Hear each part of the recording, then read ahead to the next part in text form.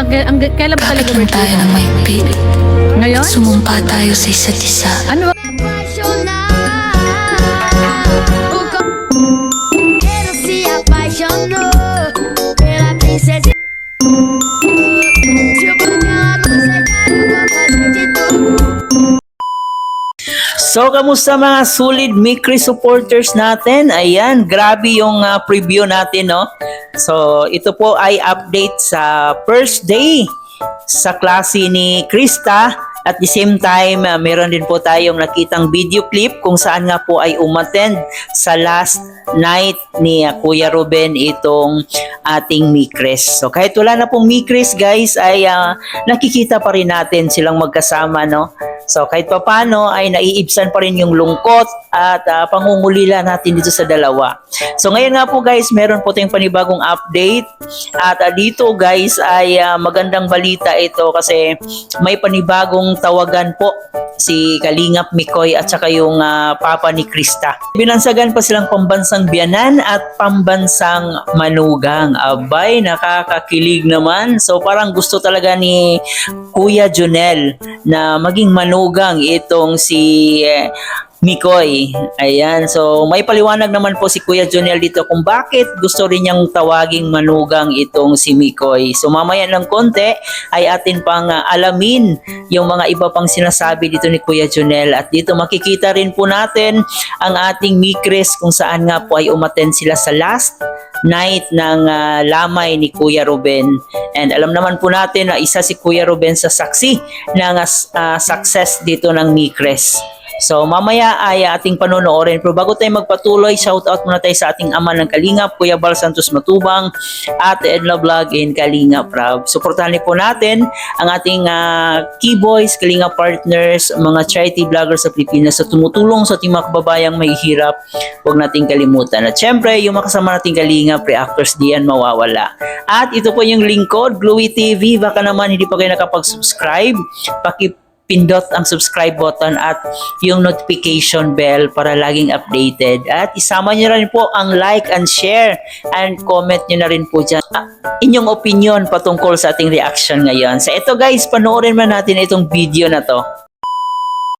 Ano yan? Teka muna namimiss ko yung sweetness. Sa isang long distance relationship, Guys, birthday hindi ko. naman talaga distance ang problema, kung hindi ang tiwala at katapatan ng bawat isa. Hindi ako matapos. Kaya mahal ko, Kailan ba talaga pagkatapos tayo ng mahigpit. Ngayon? Sumumpa tayo sa isa't isa. Ano ba ngayon? 8? Na kahit Birthday anong mo talaga mangyari, yun, 8? O baka naman may Walang gusto po dyan bibitaw. magpa-birthday kay Baba ko guys. ano mo, Gcash number mo. Baka bikini dyan, no? Mga kami Chris. Pinoy Bukid OPM. Lubang ko naman ang Mikris. tahimik ang gabi. Visit ka. Kakagalitan nila ako. Isa, Kalapita yung nagpahati. hawak ang malala. Kala ko, pakain yung pares ka rin. Kay Tingkri. Puso'y namumuli na, Nino? pilit na lumalaban. Birthday niya. Bakit ang ating tila walang hanggan? Ayan, nila dito magbanwa. Masaya na si KM na masaya. Ay, opo. Masaya. Hanggang kailan ba tayo? Bikini namin. Ayun si Maria, oh. Ayun si ano? Kahit na malayo ka, Beshi, ano masasabi mo rin? ikaw Doon sa pa likod mo. rin ang laging nasa iyo.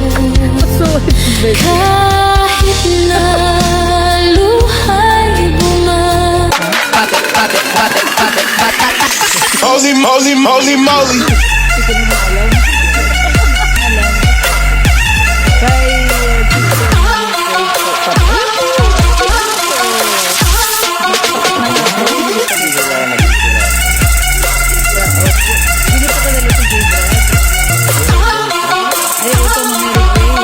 Hinding bulong daw si Tatay Jonel eh. Ang tawag daw kay Mikoy, manugang eh. Ay, Tilorly. may bulong sa akin kanina si Tata. Ano daw po? Ang bulong sa akin ni Tata kanina, sabi daw, ang tawag mo na daw kay Mikoy, manugang. Yun po talaga. Kasi po tayo, tinatawag tayo ni Kalingap Mikoy na dad. Ayun. Siyempre, hindi naman masama na tawagin ko din manugang. Siyempre, paggalang po baga. Ayun. Tsaka ngayon, may bago na naman tayong aabangan ng ni Chris. May bagong tawag sa amin yun ni Mikoy. Ano? Pambansang manugang at pambansang biyanan. Yoy, Grabe grabe. po yung mga Matindi pala talaga yung bulong na yun. So, dad na ang tawag sa'yo ni Mikoy. Dad na, dad. Tapos ikaw naman tawag mo kay Mikoy, manugang. Manugang. Ay, grabe. Good vibes na po tayo. Pampag good vibes. Papasaya sa mga kami Christianers natin. Para naman mapawi yung mga kalungkutan. Yes. Although wala na ang ni Chris, at Oo. least mas kahit papaano ay siyempre salamat kay Kuya Bal at nabigyan tayo ng channel. Ano pa rin tayo? Palagi ko pa rin silang binabanggit. At saka syempre, kahit wala man ang Mikris, darating naman sa tamang panahon. Yo. Di ba? Kaya nga ang Ay, hashtag wala na natin. 2 years. 1 year. Oh. 8 months. 5 days yata yun. Magaling magbilang yung mga ano dyan. Ay, yung grabe, nutritioners. mga Mikrisioners. So, So yun nga po, kahit wala na pong Mikres, ay meron pa rin po tayong update dito sa dalawa. And kita pa rin po natin sa mga upload ni Krista dito sa kanyang first day of school kung saan TikTok is life. So ayan, nakita po natin na nagti-TikTok si Krista kasama yung mga kaklase niya. And dito rin po guys, nakita rin po natin ang video kung saan magkausap po ang ating Mikres doon sa last night po sa lamay ni Kuya Ruben. So isa po si Kuya Ruben na saksi po dito sa Mikres. Isa rin po si Kuya Ruben na nag-participate during episode ng Mikres. Diba? Kung naalala natin, nagpa-bakla-baklaan si Kuya Ruben doon sa episode ng Mikres. So yun, masaya po tayo doon na nakapunta po yung Mikres doon sa last night ng lamay ni Kuya Ruben. And syempre, masaya tayo na nakikita pa rin natin ang Mikres, no? Kahit wala na pong Mikres, kahit pinatigil na, ay marami pa rin po ang sumusuporta at nagmamahal dito sa Mikres. At yan nga po guys, yung last video clip kung saan nga po ay inamin ni Kuya Junel, papa ni Krista, na meron daw po ngayong panibagong tawagan or binansagan daw po silang dalawa na pambansang manugang at pambansang biyanan.